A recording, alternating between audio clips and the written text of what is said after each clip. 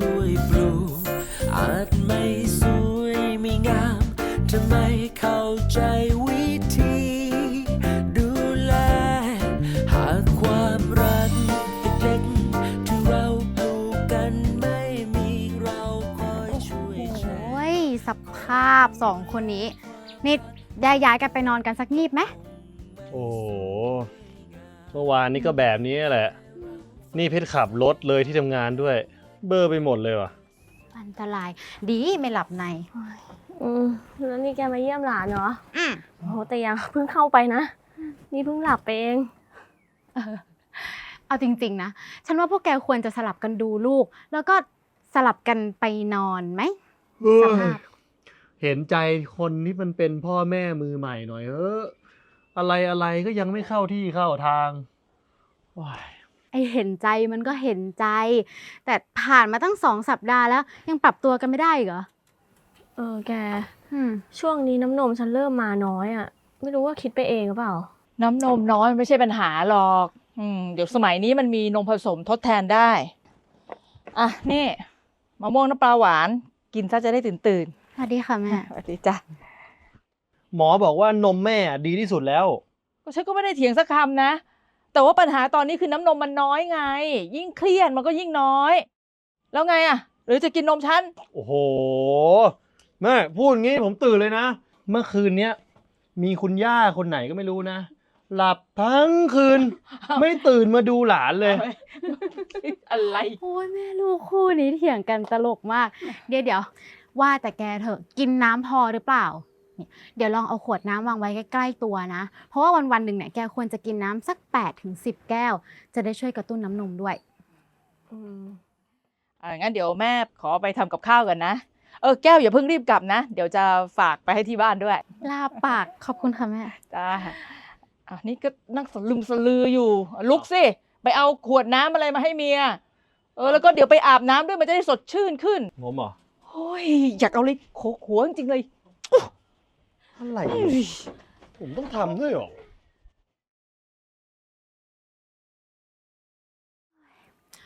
พลอย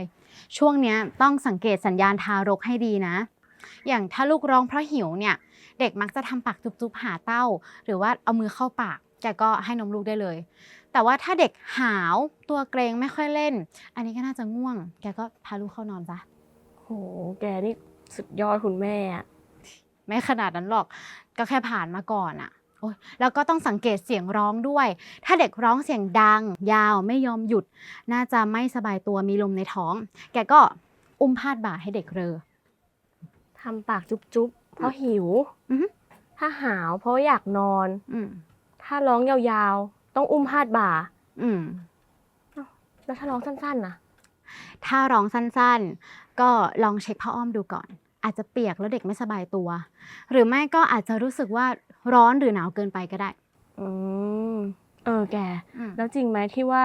ห้ามให้ลูกนอนเกิน3 ชั่วโมงตอนกลางวันอะ อ๋อจริง เพราะว่าเด็กจะได้นอนตอนกลางคืน พ่อกับแม่จะได้พักด้วย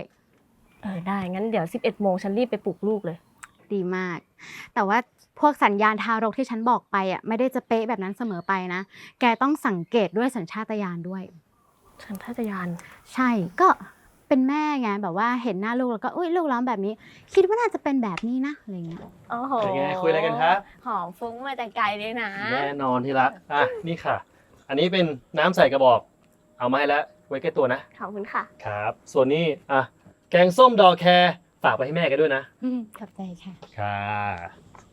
เฮ้ยนี่มัวแต่ชมเขาแกเองก็ต้องไปอาบน้ำเหมือนกัน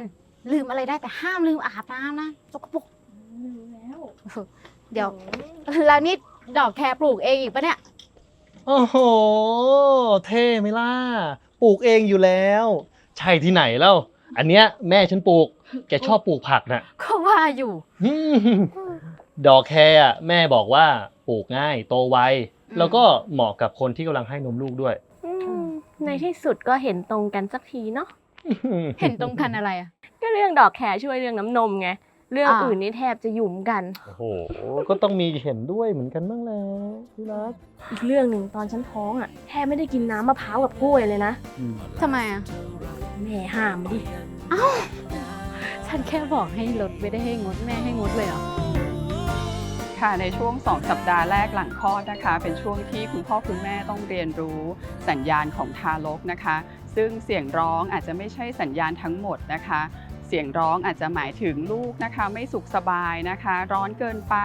เย็นเกินไปนะคะ ลูกถ่ายอุจจาระหรือปัสสาวะนะคะ สิ่งที่สำคัญก็คือต้องคอยอยู่ใกล้ๆเขาค่ะและตอบสนองให้ตรงความต้องการนะคะ แต่สิ่งที่สำคัญที่คุณพ่อคุณแม่กังวลคือร้องเพราะหิวนมหรือเปล่า จริงๆแล้วนะคะ อาการหิวนมเนี่ยคุณพ่อคุณแม่สังเกตได้ก่อนที่เขาร้องนะคะ เขาจะขยับตัวหันขวาหันซ้ายนะคะ หรือแสดงอาการที่ตื่นตัวนะคะ ช่วงนั้นเป็นช่วงเวลาที่เขาพร้อมที่จะกินนมแล้วค่ะ อย่ารอให้ถึงขั้นที่ลูกต้องร้องเพื่อขอนมนะคะ สิ่งที่สำคัญแล้วก็ฝากให้คุณพ่อคุณแม่เป็นกำลังใจให้นะคะ ก็คือว่าเราต้องมั่นใจในตัวเองค่ะ ให้กำลังใจซึ่งกันและกันค่ะ แล้วก็ค่อยๆเรียนรู้ไปกับพฤติกรรมสัญญาณของทารกค่ะ ในความรักเล็กๆของเธอกับฉันค่อยๆเติบโตจนกลายเป็นความเข้าใจเหนื่อยสักแค่ไหนอ่อนล้าสักเท่าไรเราก็ยังยิ้มได้เหนื่อยสักแค่ไหนอ่อนล้าสักเท่าไรเราก็ยัง